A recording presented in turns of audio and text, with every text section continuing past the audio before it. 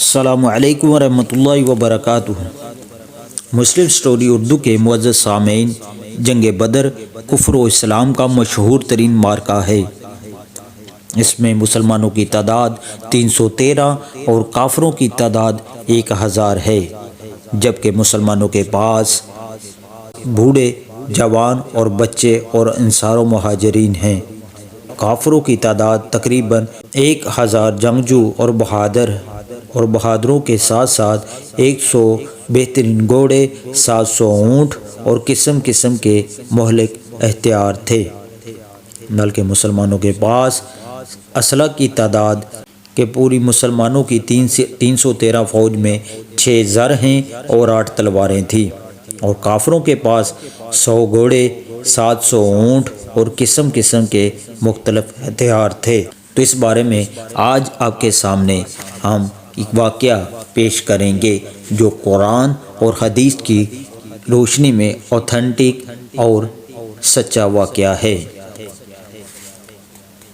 جنگ بدر کفر و اسلام کا مشہور ترین معرکہ ہے، جو 17 رمضان سن 2 ہجری میں مکہ اور مدینہ کے درمیان مقام بدر میں یہ جنگ ہوئی۔ اس لڑائی میں تعداد اور اسلحہ کے لحاظ سے مسلمان بہت ہی کم تر اور پست حالی میں تھے۔ مسلمانوں میں بوڑھے، جوان اور بچے اور انصار و مہاجرین کل مل کر 313 مجاہدین اسلام علم نبوی کے زیر سایہ کفار کے ایک عظیم لشکر سے نبرد و آزما تھے۔ سامان جنگ کی قلت کا یہ عالم تھا کہ پوری اسلامی فوج میں 6 زر ہیں اور 8 تلواریں تھیں، اور کفار کا لشکر تقریباً 1000 نہایت ہی جنگجو اور بہادروں پر مشتمل تھا، اور ان بہادروں کے ساتھ 100 بہترین گھوڑے، 700 اونٹ اور قسم قسم کے مہلک ہتھیار تھے۔ اس جنگ میں مسلمانوں کی گھبراہٹ اور بے چینی ایک قدرتی بات تھی۔ حضور اکرم صلی اللہ تعالی علیہ وآلہ وسلم رات بھر جاگ کر خدا عز و جل سے لو لگائے مصروف دعا تھے کہ الہی، اگر یہ چند نفوس ہلاک ہو گئے تو پھر قیامت تک روئے زمین پر تیری عبادت کرنے والے نہ رہیں گے۔ دعا مانگتے ہوئے آپ کی چادر مبارک دوش انور سے زمین پر گر پڑی اور آپ پر رقت طاری ہو گئی، یہاں تک کہ آنسو جاری ہو گئے۔ حضرت ابوبکر صدیق رضی اللہ تعالی عنہ آپ کے یار غار تھے۔ آپ کو اس طرح بے قرار دیکھ کر ان کے دل کا سکون قرار جاتا رہا۔ انہوں نے چادر مبارک کو اٹھا کر آپ کے مقدس کندھے پر ڈال دیا اور آپ کا دست مبارک تھام کر برائی ہوئی آواز میں بڑے ادب کے ساتھ عرض کیا کہ یا رسول اللہ صلی اللہ علیہ وسلم، اب بس کیجئے، اللہ تعالیٰ ضرور اپنا وعدہ پورا فرمائے گا۔ اپنے یار غار صدیق کے جانثار رضی اللہ تعالیٰ عنہ کی گزارش مان کر آپ نے دعا ختم کر دی اور نہایت اطمینان کے ساتھ پیغمبرانہ لہجے میں یہ فرمایا کہ ترجمہ کنز ایمان، اب بگائی جاتی ہے یہ جماعت اور پیٹھیں پھیر دیں گے۔ صبح کو حضور علیہ الصلاۃ والسلام نے آیت جہاد کی تلاوت فرما کر ایسا ولولہ انگیز واعظ فرمایا کہ مجاہدین کی رگوں میں خون کا قطرہ قطرہ جوش و خروش کا سمندر بن کر طوفانی موجیں مارنے لگا، اور آپ صلی اللہ علیہ وسلم نے یہ بشارت دی کہ اگر صبر کے ساتھ تم مجاہدین میدان جنگ میں ڈٹے رہے تو اللہ تعالیٰ تمہاری مدد کے لیے آسمان سے فرشتوں کی فوج بھیج دے گا۔ چنانچہ 5000 فرشتوں کی فوج میدان جنگ میں اتر پڑی، اور دم زدن میں میدان جنگ کا نقشہ ہی بدل گیا۔ حضرت علی رضی اللہ تعالی عنہما مہاجرین کا جھنڈا لہرا رہے تھے، اور حضرت سعد بن عبادہ رضی اللہ تعالی عنہ انصار کے علمبردار تھے۔ کفار کے 70 آدمی قتل ہو گئے اور 70 آدمی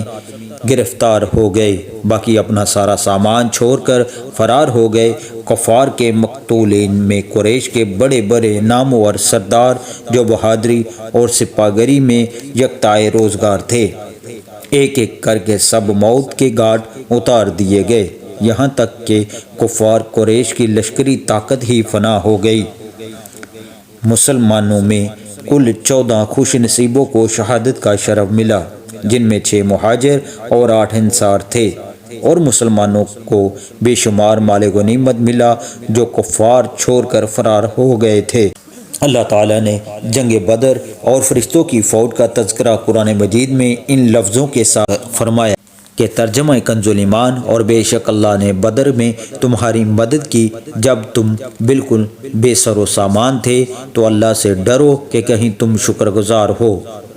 جب اے محبوب تم مسلمانوں سے فرماتے تھے کیا تمہیں یہ کافی نہیں کہ تمہارا رب تمہاری مدد کرے 3000 فرشتے اتار کر؟ ہاں کیوں نہیں اگر تم صبر و تقوی کرو، اور کافر اسی دم تم پر آ پڑیں تو تمہارا رب تمہاری مدد کو 5000 فرشتے نشان والے بھیجے گا، اور یہ فتح اللہ نے نہ کی مگر تمہاری خوشی کے لیے، اور اسی لیے کہ اس سے تمہارے دلوں کو چین ملے، اور مدد نہیں مگر اللہ غالب حکمت والے کے پاس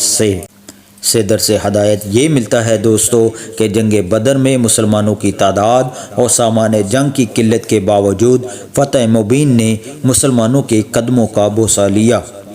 اور اس سے یہ سبق بھی ملتا ہے کہ فتح کثرت تعداد اور سامان جنگ کی فراوانی پر موقوف نہیں، بلکہ فتح کا دار و مدار نصرت خداوندی پر ہے کہ وہ جب چاہتا ہے تو فرشتوں کی فوج آسمان سے میدان جنگ میں اتار کر مسلمانوں کی امداد و نصرت فرما دیتا ہے،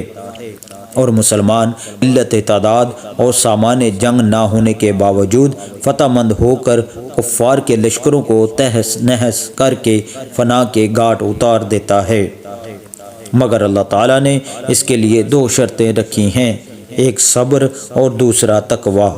اگر مسلمان صبر و تقوی کے دامن کو تھامے ہوئے خدا کی مدد پر بھروسہ کر کے جنگ میں اڑ جائے تو انشاءاللہ تعالی ہمیشہ اور ہر محاذ پر فتح مبین مسلمانوں کے قدم چومے گی،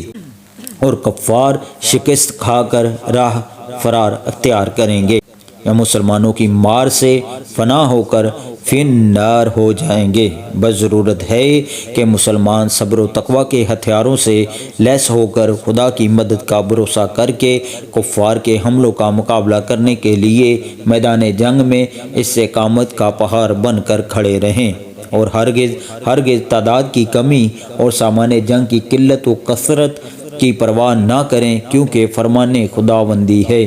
کہ مدد فرمانے والا تو بس اللہ ہی ہے۔ سچ کہا ہے کہنے والے نے، کافر ہو تو تلوار پہ کرتا ہے بھروسہ، کافر ہو تو تلوار پہ کرتا ہے بھروسہ، مومن ہو تو بے تیغ بھی لڑتا ہے سپاہی، مومن ہو تو بے تیغ بھی لڑتا ہے سپاہی، لڑتا ہے سپاہی۔